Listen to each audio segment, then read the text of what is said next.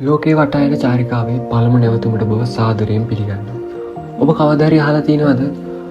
Metre 4කට වඩා උස ton 10කට ආසන්න බරක් ඇති දිගු වක්‍ර දල දෙකක් සහ සම්පූර්ණ සිරුරම ලෝම වලින් වැසී ගිහපු අලි වර්ගයක් ගැන. ඔව්, මම පිළිගන්නවා ඔබලා හැම සත්ත්ව කොට්ටාශයක් ගැන අහලා තියෙනවා කියලා. ඉතින් අද අපි මේ වීඩියෝ තුලින් කතා කරන්න යන්නේ අයිස් යුගයේ දැවැන්තයා ලෙස ඇඳින්න මැමත්ලා ගැන. ඔවුන් කොහෙන්ද ආවේ? කොහොමද ජීවත් වුනේ? ඇයි වඳ වුනේ? සහ විද්‍යාඥයින් අද ඔවුන් නැවත ගෙනෙන්න උත්සාහ කරන්නේ. එහෙනම් ඔබට මේවා දැනගන්න මේ වීඩියෝ එකේ අවසානයේ තෙක් රැඳී සිටින්නම වෙනවා. ඉතින් වීඩියෝ අවසානයේ තෙක් රැඳී සිටින්නයි මතක් කරමින් අපි යමු වීඩියෝ එකට.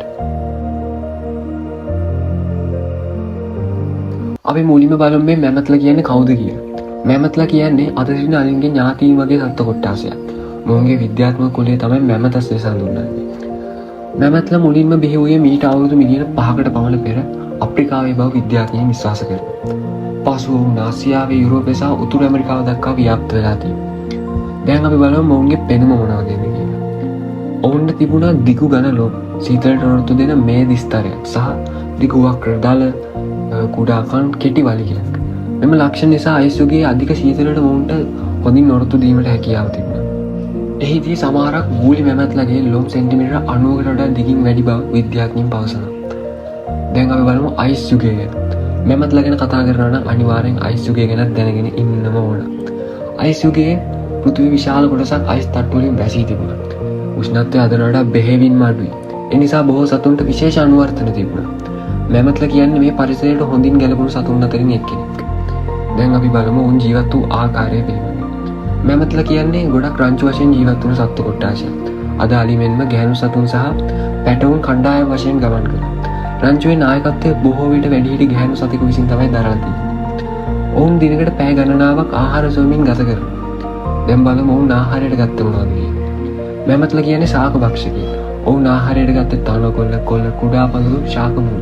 විශාල සිරුර පවත්වා ගැනීමට දිනකට කිලෝග්‍රෑම් 150කටත් වැඩි ආහාර මොවුන්ට අවශ්‍ය වුණා. ඒ වගේම ජලයේ විශාල ප්‍රමාණයක් පාලනය කරනවා. දැන් අපි බලමු මෙන්න මේ වූලි මැමත් කියන කට්ටිය ගැන. මැමත්ලා වර්ග ගණනාවක් තිබුණත් වඩාත් ප්‍රසිද්ධ වන්නේ මෙන්න මේ වූලි මැමත්ලා. ඔවුන් ජීවත් වුණේ සයිබීරියාවේ, උතුරු යුරෝපයේ, ඇලස්කාවේ සහ කැනඩාවේ. මොවුන්ගේ සිරුර සම්පූර්ණයෙන්ම ලොම් වලින් ආවරණය වී තිබුණා. බොහෝ දෙනා මොවුන් ගැන දැනගත්තේ මෙන්න මේ අයිස් ඒජ් කියන චිත්‍රපටය හරහා. හරි. දැන් අපි බලමු මැමත්ලා සහ මිනිස්සු ගැන. පළමු මිනිසුන් සහ මැමත්ලා එකම යුගයක ජීවත් වුණා. ඒ කියන්නේ ගල් යුගය. මේ කාලයේදී මැමත්ලව දඩයම් කිරීමට, ඔවුන්ගේ ඇටසැකිලි වලින් නිවාස හදා ගැනීමට සහ දල වලින් මෙවලම් සාදා ගැනීමට මෙන්ම හැම භාවිතා කර ඇඳුම් නිර්මාණය කර ගැනීමටද මිනිසුන් කටයුතු කරලා තියෙනවා. දැන් බලමු මෙන්න මේ දැවැන්තයා වඳ වී ගියයි කියලා. මේ විද්‍යාඥයින් තවමත් අධ්‍යයනය කරන ප්‍රශ්නයක්. නමුත් ප්‍රධාන හේතු දෙකක් තියෙනවා. දේශගුණික වෙනස් වීම. අයිස් යුගයේ අවසන් වෙනවත් සමග පෘථිවිය ඉතා උණුසුම් දේශගුණයක් තමයි ඇති වෙලා තියෙන්නේ. මැමත්ලට අවශ්‍ය සීතල මෙහි තිබුණේ නැහැ. ඔවුන්ගේ ආහාර ප්‍රදේශ වෙනස් වුණා. ඊට පස්සේ මිනිසුන්ගේ දඩයම් කිරීම. මිනිසු සංඛ්‍යාව වැඩි වීමත් සමග දඩයම් කිරීමත් ඉතා විශාල ලෙස වැඩි වුණා. මේ මැමත්ලාගේ ජනග්‍රහණය අඩු වීමට හේතු වුණා. විද්‍යාඥයින් කියන්නේ මේ හේතු දෙකම එකට බලපාලා ඇති කියලා. දැන් අපි බලමු අවසාන මැමත්ලා ගැන. බොහෝ මැමත්ලා වඳ වී ගියේ මීට අවුරුදු දසදහසකට පමණ පෙර.